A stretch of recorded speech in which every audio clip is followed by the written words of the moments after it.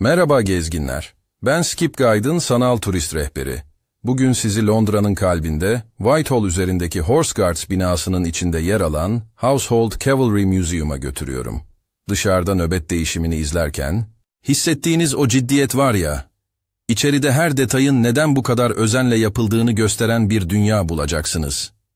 Çelik göğüslüklerin parıltısı, deri eyer kokusu, at nalının sesi. Hazır mısınız? Gelin kapıdan birlikte girelim. Burası neyin müzesi? İngiliz ordusunun en eski ve en görünür süvari birliklerinden Household Cavalry'nin hikayesi burada anlatılır. Saray törenlerinin, o kusursuz ahengi, kraliyet, alaylarının geçişi, nöbet tutan atlıların sarsılmaz duruşu. Hepsi bir disiplinin, yüzyıllara yayılan bir geleneğin ürünüdür.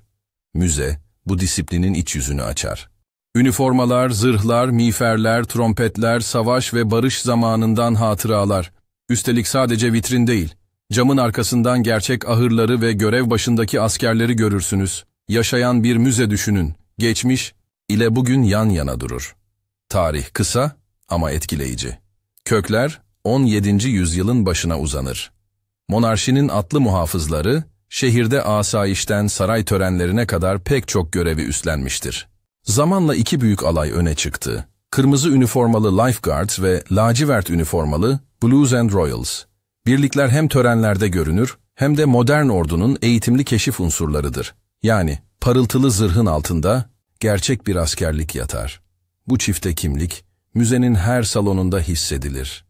Bir vitrinde gümüş bir miğfer ışıldar, hemen ardında eğitim fotoğrafları size bugünü hatırlatır. Bina nerede? Nasıl bir yer? Horse Guards binasının kalın taş duvarlarının içindesiniz. Dışarı adım atınca devasa Horse Guards Parade Meydanı, arka tarafta St. James's Park, biraz ileride Trafalgar Meydanı ve Westminster Koridoru. Şehrin akışının tam ortası. İçeride taş döşemeler, ahşap dokunuşlar ve sergilerin altında saklanan modern bir anlatım dili var. Bir galeriden diğerine geçerken ışık yumuşar, camın arkasında atların dinlendiği ahırlar belirir. Bir dakika durup nefes alın. Bu cam, müzenin kalbidir. Sadece bakmazsınız, ritmi duyarsınız. Nasıl ulaşılır? Whitehall koridorunda. Yürüyen herkes buraya birkaç dakikada varır. Westminster, Embankment ve Charing Cross yönlerinden rahatça gelinir. Yakın çevre dümdüzdür, bebek arabasıyla gelmek kolaydır. Çıkışta birkaç adımda St. James's Park'a ulaşır, göl kenarında kısa bir mola verebilirsiniz. Ya da nehir kıyısına inip Westminster Köprüsü'nü seyre dalabilirsiniz. Kısacası, rotaya eklemek için ideal bir merkez noktasıdır. Ne zaman gelmeli? Dışarıdaki atlı nöbetin değişimini görmek isterseniz, sabah geç saatler en güzel zamandır. Günün ilk yarısında kalabalık artar. Öğleden sonra ise müzenin içi daha sakindir. Işığın taş ve metal üzerinde en güzel oynadığı an, gün batımına yaklaşan saatlerdir. Yaz aylarında ritim daha hızlı, meydan daha hareketlidir. Kış aylarında içerideki sıcak anlatım dışarıdaki soğuğu unutturur. Yağmur mu başladı? Çok iyi. İnsanlar dışarı kaçarken siz galerilerde daha fazla alan bulursunuz. Ne kadar süre ayırmalı? Hızlı bir ziyaret için 45 dakika yeter. Camın arkasındaki ahırları görün, ana vitrinlerdeki miğfer ve göğüslükleri inceleyin, tören rotasını zihninizde canlandırın. Daha derin bir deneyim için 1,5 saat ayırın. Üniformalardaki her parçanın adını öğrenin, tören düzenindeki her hareketin nedenini anlamaya çalışın. Bir bölümden diğerine geçerken küçük notlar alın.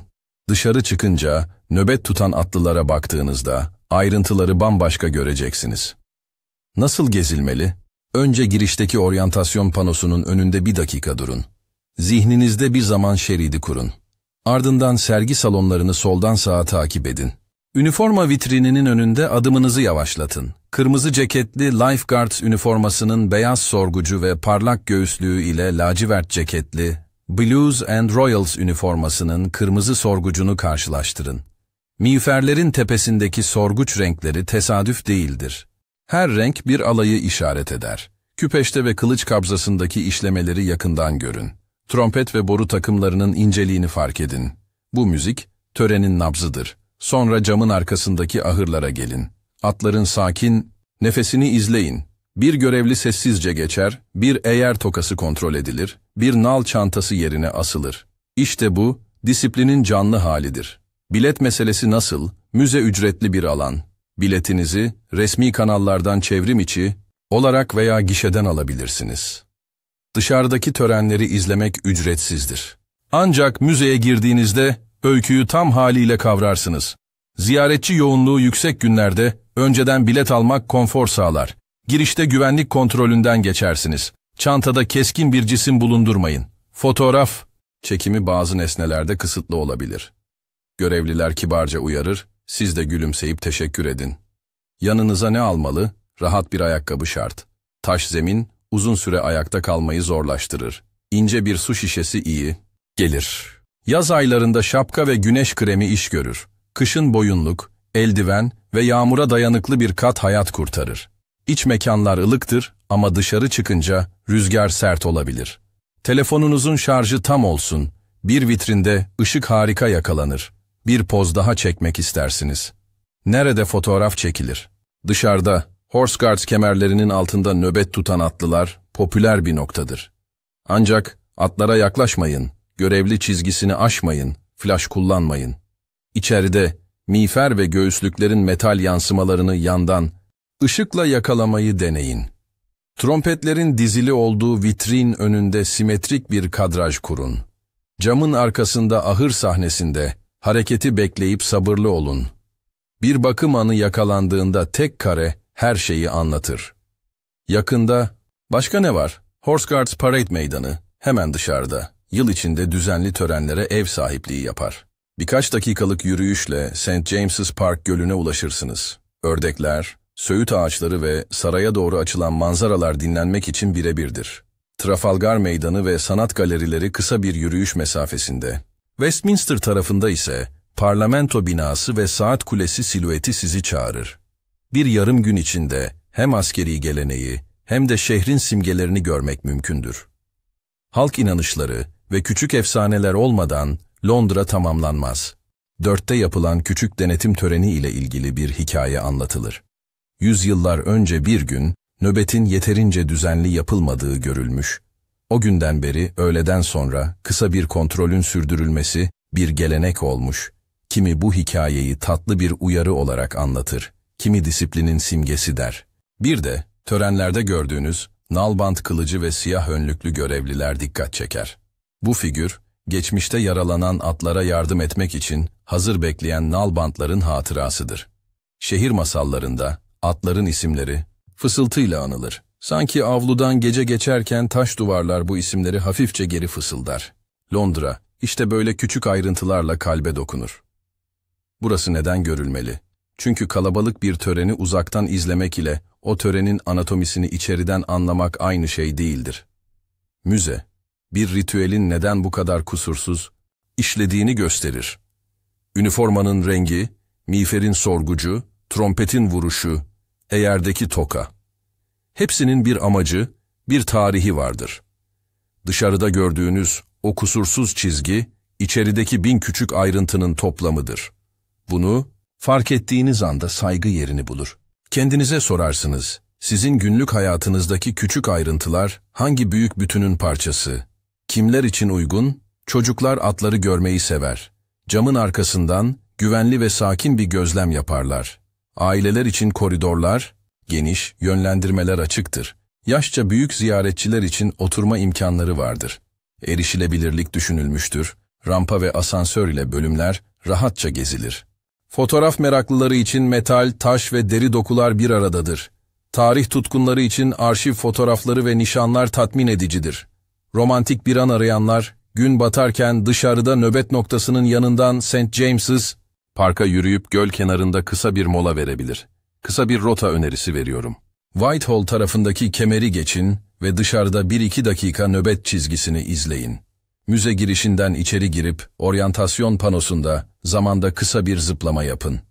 Üniforma ve miğfer vitrininin önünde 2 durak verin. Ardından trompet ve boru takımına göz atın. Sonra camın arkasındaki ahırlara varın. Sessizce bir bakım anını bekleyin. Çıkışta avluda derin bir nefes alın.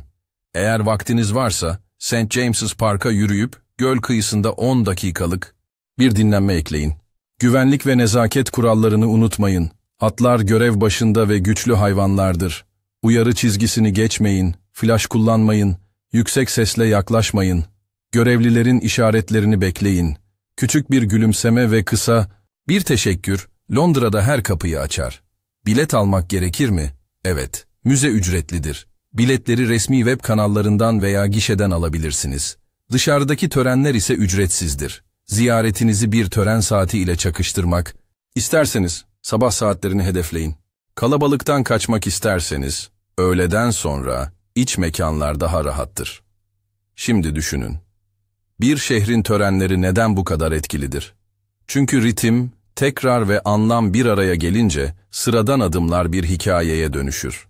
Household Cavalry Museum, o hikayenin atılan her adımını görünür kılar. Dışarı çıktığınızda, taş kemerlerin gölgesi biraz daha farklı düşer. Gördüğünüz şey artık bir gösteri değil, emeğin ve geleneğin açık bir dersidir.